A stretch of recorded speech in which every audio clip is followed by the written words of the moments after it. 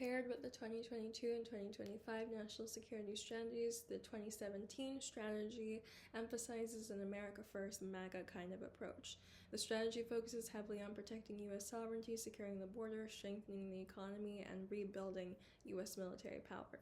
So at that time, the U.S. was facing rising tensions with North Korea over its nuclear weapons program, instability in the Middle East, increased competition with China, and Russia. So in this document, the idea of peace through strength meant that strong military capabilities combined with an economic edge is what would deter adversaries and preserve American influence. The document also stresses this importance of building international alliances to secure dominance in regions like the Indo-Pacific and the Western Hemisphere. I think that while demonstrating military and economic strength can discourage aggression from other countries, focusing too much on competition could strain relationships with allies and limit cooperation. The 2022 strategy was developed in a different context post-COVID and during the Russia and Ukraine war. So while this document also identifies China as the most significant long-term competitor and Russia as an immediate threat to democracy, the strategy also places a lot of emphasis on alliances and diplomacy. Biden basically broadens the definition of national security to include issues like climate change, pandemics, economic instability, namely inflation, and the administration also argues that strengthening the American middle class is essential for sustaining U.S. strength abroad. So in this strategy, alliances like NATO, partnerships in the Indo-Pacific were all seen as the United States' greatest strategic asset.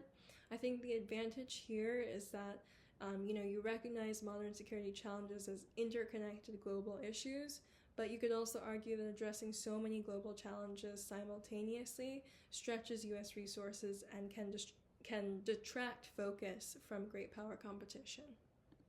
Now, the 2025 strategy reflects a return to elements of the 2017 America First framework, emphasizing peace through strength, strong borders, rebuilding American military and economic power. This strategy places greater emphasis on internal strength, arguing that the U.S.'s national power begins at home through economic independence, domestic stability, and also conservative values. So this document reflects this idea that the U.S. cannot act as both the world's police force and the global safety net at the same time. It suggests a more selective approach to international engagement.